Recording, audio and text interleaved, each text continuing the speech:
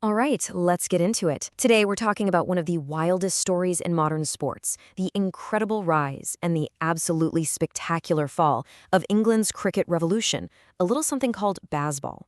It was a strategy that honestly felt like it was going to change the game forever, but when it faced its biggest test, well, it just completely imploded.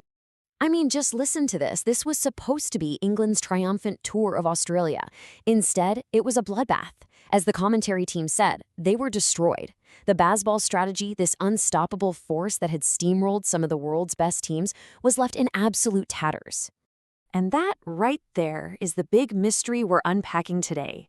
How could an approach that was so dominant, so exciting, and so incredibly successful just fail so completely? What on earth happened? Okay, let's dive into the immediate aftermath. After losing the Ashes series in just 11 days, 11 days, there was really no hiding from the reality of it all. The coach himself, Brendan McCullum, was brutally honest. And this quote just says so much. McCullum, the guy who invented the whole thing, he didn't make any excuses. He just put his hand up and admitted that when the pressure was cranked up to 10, their preparation just wasn't right. The revolution had hit a brick wall. But wait, to really understand why this crash was so shocking, we need to rewind a bit and figure out what this whole revolution was about in the first place. So what is Bazball anyway? Okay, so put simply, Bazball is all about playing aggressive, fearless, go-for-broke test cricket. It's about always prioritizing a win over a boring old draw. The whole idea is to let players go out there and just express themselves, play their shots without any fear of getting out or being judged for it. And yep, you guessed it, it's named after the coach, Brendan Baz McCullum. Now, this philosophy, it didn't just appear out of thin air. The roots are actually pretty deep and quite profound. Back in 2014, the tragic death of cricketer Phil Hughes really affected McCullum. It made him vow that his New Zealand team would always play with no fear. So, fast forward to 2022. England's test team is in the gutter. They've won just one of their last 17 matches. They hire McCullum, and boom, Bazball is born, and it leads to this insane run of incredible victories. So how'd it work? Well, it was really built on three core pillars. First, that fearless style we talked about, just unleashing players to do what they do best. Second, a youth movement. They brought in younger guys with experience in the super fast T20 leagues. And finally, and this is maybe the most important part, a massive mindset shift. A draw is basically worse than a loss. You go for the win every single time. And this strategy, it seemed completely unstoppable. It really did. Until it wasn't. And this brings us right to the heart of the matter, the brutal collision with the harsh reality of playing in Australia against a team that was more than ready for them. And this right here shows you the fundamental mismatch. See, Bazball worked wonders on smaller grounds, and it totally overwhelmed teams that just weren't ready for that level of aggression. But Australia, that was a different beast. Their grounds are massive, some of the biggest in the world, which means hitting the ball in the air is super risky. Their bowlers, they're experienced, they're calm, they don't panic. And their tactics were built to exploit a team that just attacks.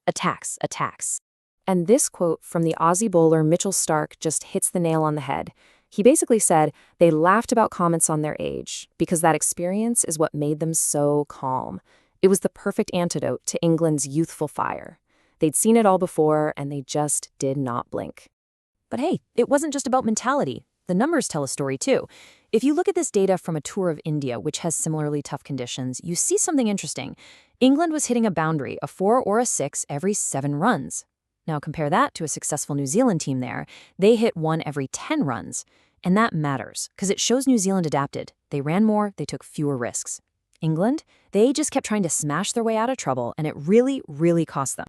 So all of this pressure exposed two massive, gaping flaws in the Bazball machine.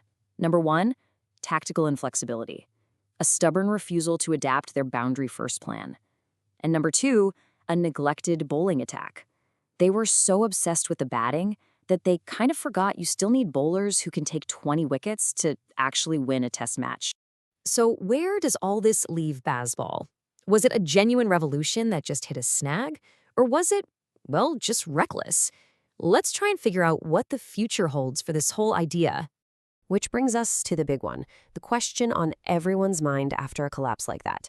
Should we just write off Bazball as a failed experiment? Is it dead? Well, not entirely, no. You can't argue with the fact that it made English cricket exciting again. It really challenged the old, slow way of playing. But its failure down under teaches us a huge lesson. A revolutionary idea is great, but it's not enough if you can't adapt. The key isn't to throw the whole thing away, but to evolve it. Maybe we're about to see a Bazball 2.0, one that mixes that fearlessness with some good old-fashioned tactical smarts. And that leaves us with one last big picture thought that goes way beyond just cricket. Can any revolutionary strategy, in sports, in business, in anything really, truly succeed long term if it refuses to adapt and evolve? Something to think about. Thanks for tuning in.